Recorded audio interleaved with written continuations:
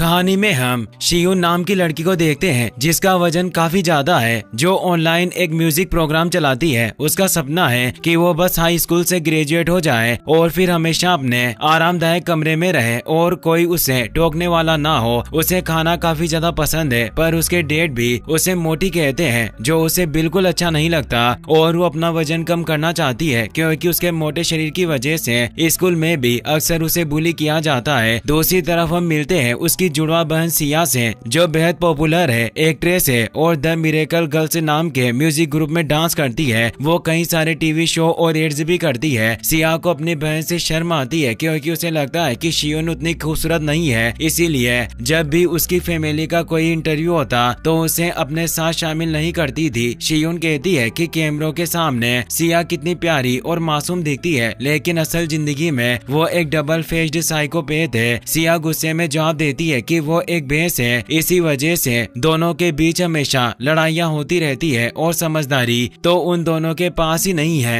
अगले दिन शियून स्कूल जाती है और हमेशा की तरह सभी उसका मजाक उड़ाते हैं, जिससे वो बिल्कुल खुश नहीं है। ग्रेजुएशन पूरी करने में अभी 181 दिन और बाकी है। उसी स्कूल में ग्योक नाम का एक लड़का भी पढ़ता है, जिसे वो मिडिल स्कूल से ही काफी पसंद करती है, लेकिन वह शियून को कभी भाव नहीं देता, उल्टा थोड़ा घमंडी है और अपने दोस्तों के साथ घूमता है जो शियून को तंग करते रहते हैं। एक साल पहले शियून ने अपने क्रश के लिए चुपके से एक गिफ्ट छोड़ने की कोशिश की, लेकिन उसके ग्रुप ने उसे पकड़ लिया। उसके ग्रुप में एक लड़की भी है जिसका नाम लिबी है। लिबी ने शियून को वो चिट्ठी सबके सामने पढ़कर सुनाई जिसमें शियून ने अपने क्रश के लिए मोहब्बत का इजहार किया था और फिर सबके सामने मजाक उड़ाया कि वो लड़का उसे कभी नोटिस नहीं करेगा। तब से शियून स्कूल में शर्मिंदगी महसूस करती है और जल्द से जल्द ग्रेजुएट होना चाहती है। अब हम जियोन को देखते हैं, जो एक बहुत मशहूर सिंगर है। एक दिन उसे सिया के साथ एक एड शूट करना होता है, पर उसे वह बिल्कुल पसंद नहीं क्योंकि सिया उसे अच्छी नहीं लगती। वो कहता है कि सिया के पास सिर्फ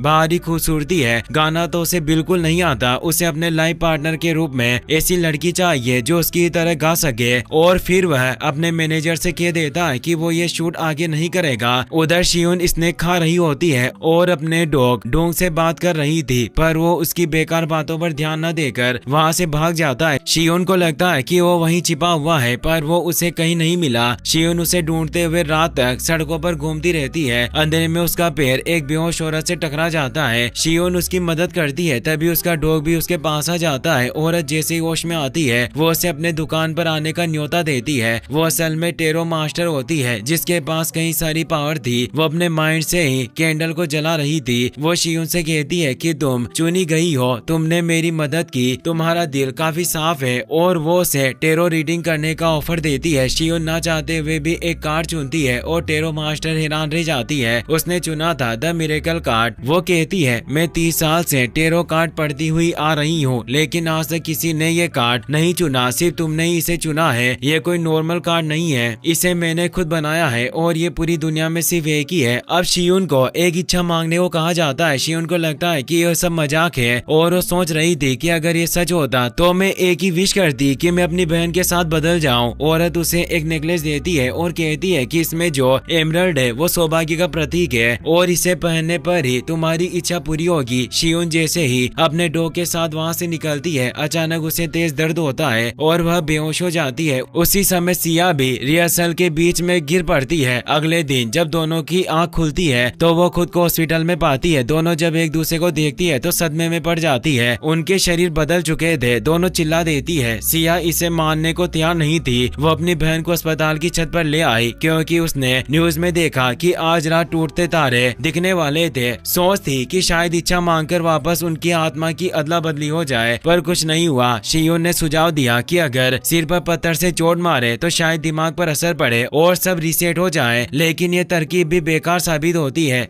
सिया नेकलेस उतारने की कोशिश करती है, लेकिन शियून उसे रोक लेती है और फिर पार्क में आकर उसे सारी बात बताती है कि वो एक टेरो मास्टर से मिली थी जिसकी वजह से ये सब हुआ। सिया कहती है कि सभी लड़कियां मेरी जैसी बनना चाहती है, मैं ये अच्छे से जानती हूँ, पर पता नहीं था कि तुम भी बाकियों की तरह ही सोचती हो। जब वे टेरो मास्टर को ढूंढने गई तो पता चला कि वो 1 महीने की छुट्टियों पर चली गई है। तो अब दोनों को 1 महीने तक ऐसे ही रहना होगा, एक दूसरे की तरह बर्ताव करना होगा ताकि ताकि किसी को पता न चले कि वो आपस में बदल गई है। सिया अपनी बहन को सिखाती है कि अब उसे बिल्कुल ठंडी, बेपरवाह और रूड तरीके से बात करनी होगी, क्योंकि यही उसकी पब्लिक इमेज है। लड़कों को तो बिल्कुल नोटिस मत करना, वरना किसी को पता चला कि मैं किसी लड़के को डेट कर रही हूँ तो ये मेरे फेम पर असर पड़ेगा। वो उसे डांस रिहर्सल के वीडियो भी दिखाती है जहाँ शियोन को जाना होगा। अस्पताल में ही सिया उसे कुछ स्टेप्स सिखाती है, पर शियोन को तो ये स्टेप्स पहले से ही आते थे, क्योंकि वो हमेशा कमरे में अकेली डांस की प्रैक्टिस किया करती थी। दूसरी तरफ शियोन अपनी बहन को बताती है कि उसके शरीर में रहते हुए उसे बिल्कुल अनसुना, मासूम और शांत रहना है। लोग कुछ भी कहें, उसे कोई जवाब नहीं देना है, बिल्कुल ऐसे दिखावा करना है जैसे वो कुछ सुनती या देखती ही ना हो। सिया पूछती है कि तुम्हारे कौन कौन दोस्त हैं, जिस पर वो बताती है कि एक भी नहीं। सिया उसका मजाक उड़ाती है। अगले दिन पेरेंट्स भी हैरान होते हैं कि दोनों बहनें अचानक कितनी करीबी लग रही है। उन्होंने सोचा कि शायद हॉस्पिटल में साथ रहने से या आपस में घुलना मिलना सीख गई होगी। दोनों अपनी अपनी ड्रेस पहनकर तैयार होती है और सिया शियोन को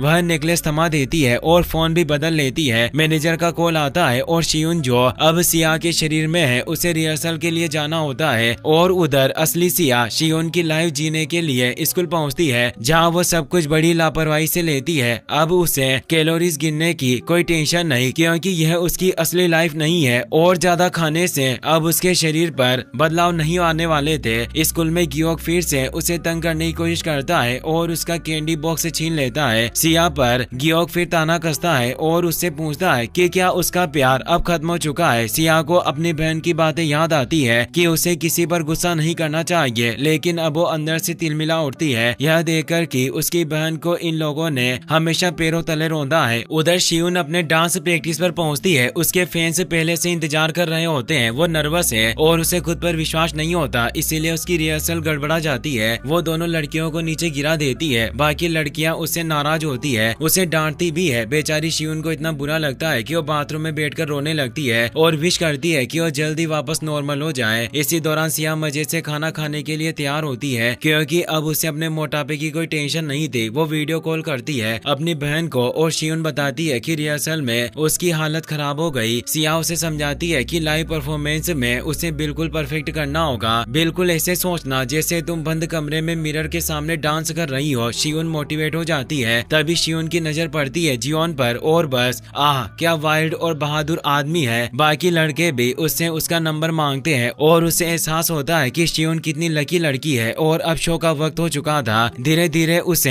हिम्मत आने लगती है और वो अपनी वही पुरानी सीक्रेट प्रैक्टिस को याद करती है। घर पर सिया टीवी पर अपनी बहन को देखकर हैरान रह जाती है। शियोन न सिर्फ अच्छा डांस कर रही है बल्कि गाना भी गा रही है, वो भी इतनी खूबसूरती से कि मुख्य गायिका की मदद कर देती है। वहीं जियोन जिसने कहा था कि वो गा नहीं सकती, उसकी मीठी आवाज सुनकर दंग रह गया। शो खत्म होने के बाद शियोन जब स्टेज से नीचे उतर रही थी तभी उसका पैर मुड़ जाता है और गिरने वाली होती है कि जियोन उसे थाम लेता है। दोनों के लिए वो एक जादुई पल था और फिर एक साइलेंट कनेक्शन बन जाता है। जैसे लड़का मंच पर लौटता है शियोन पूरी तरह से उस पर फिदा हो चुकी होती है।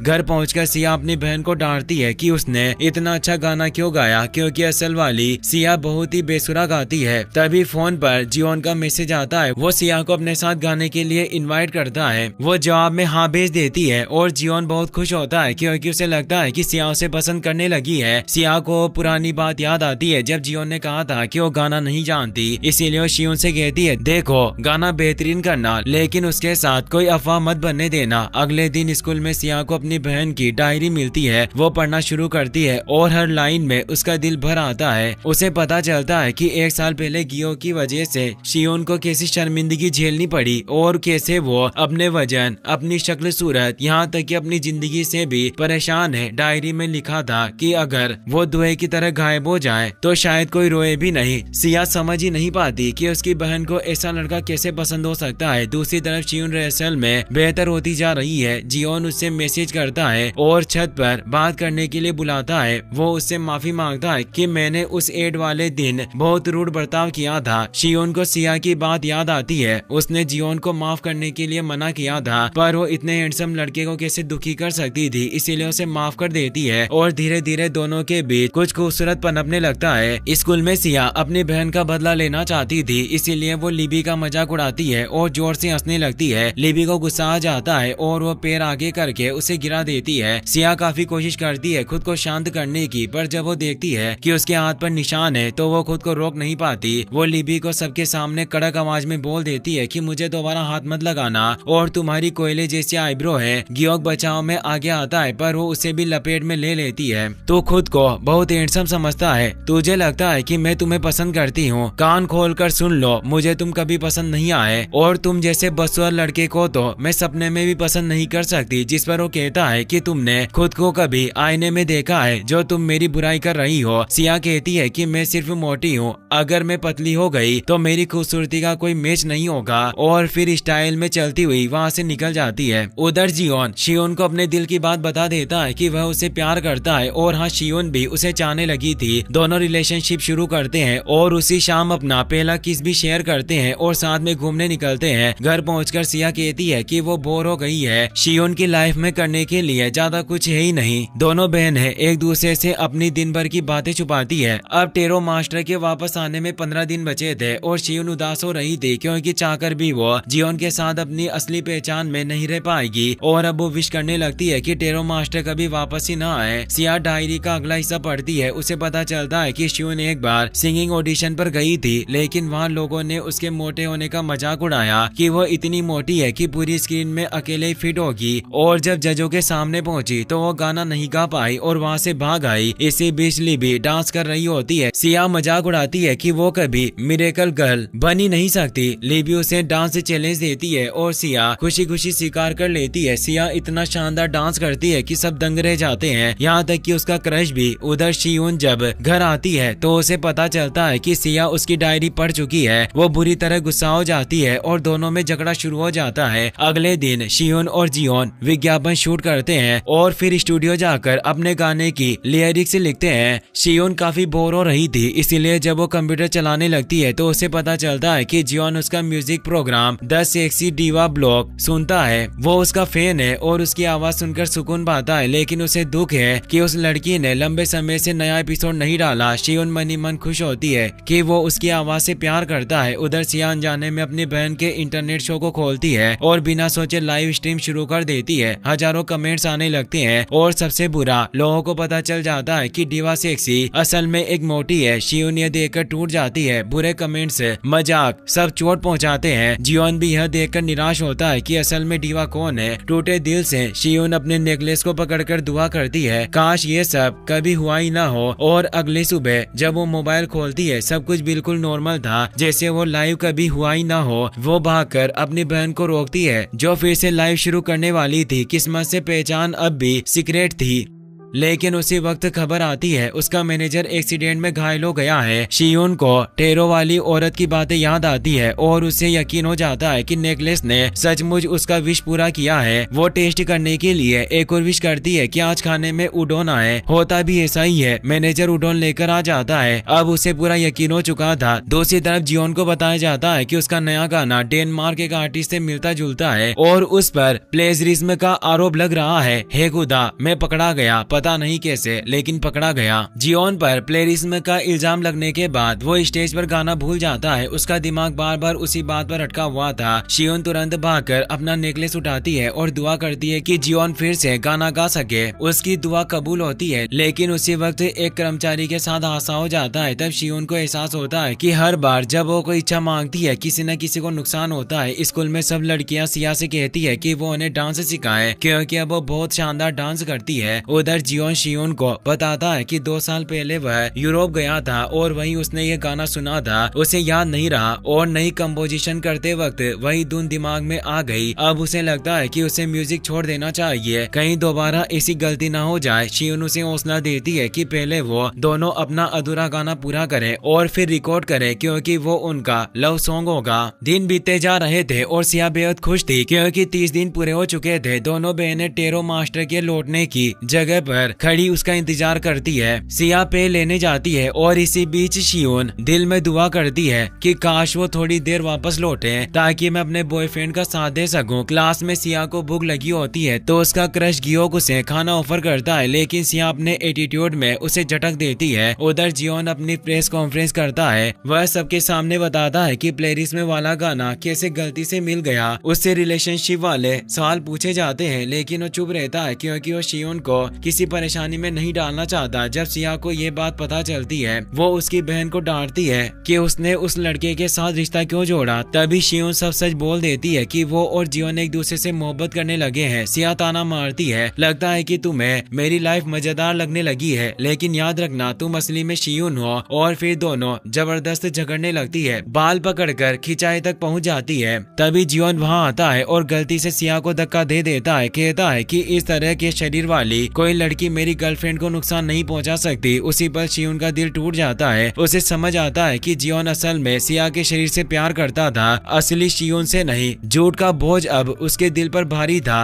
शियोन अकेले टेरो वाली दुकान पहुंचती है, लेकिन पता चलता है टेरो मास्टर का इंतकाल हो चुका है। उसकी बेटी दुकान संभाल रही थी। शियोन पूछती है क्या मैं अपने असली शरीर में लौट सकती हूँ। बेटी बताती है हाँ लौट सकती हो, लेकिन किसी इच्छा को उलटना मुश्किल होता है। तुम्हें दिल की गहराइयों से मांगना होगा और उसकी कीमत बहुत भारी होगी। शियोन घर जाकर ये राज अपनी बहन को बताती है और यह भी कि टेरो मास्टर की बेटी लौट आई है। सिया को थोड़ी उम्मीद बनती है। शियू एक और दिन मांगती है, बस एक दिन मैं सब ठीक कर लूंगी, फिर हम अपने शरीर बदल लेंगे। रात को शियोन आखिरी बार जियोन को गले लगाती है, ये जानते हुए कि अब ये रिश्ता खत्म होना ही है। फिर दोनों बहनें साथ मिलकर इच्छा मांगती है सुबह, लेकिन इच्छाएं कभी इतनी आसान नहीं होती। यह काम नहीं किया। दोनों फिर अपनी अपनी उल्टी जिंदगी जीने लगती है। एक दिन शियोन अपनी बहन के लिए कागज देने स्कूल आती है। सिया सड़क पार कर रही होती है, उसका ध्यान रोड पर नहीं होता। तभी अचानक एक कार उसकी तरफ तेजी से आती है। शियन ये देख लेती है और उसे आवाज लगाती है और उसकी तरफ भागती है, पर कार सिया को टक्कर मार देती है। जब वो होश में आती है तो हॉस्पिटल में थी। सिया अपने असली शरीर में आ चुकी थी, पर शियन अभी भी बेहोश थी। सिया अपनी बहन के लिए काफी परेशान थी। तभी डॉक्टर आती है जो असल में वही टेरो मास्टर थी। वो कहती है तुम्हारी बहन ने तुम्हारी जान बचाई है, इसीलिए वो तुम्हारी गार्डियन बन चुकी है। जुड़वा बच्चों के बीच हमेशा एक गार्डियन होता है और तुमने अपनी बहन को इन मौके पर एक्सीडेंट होने से बचा लिया।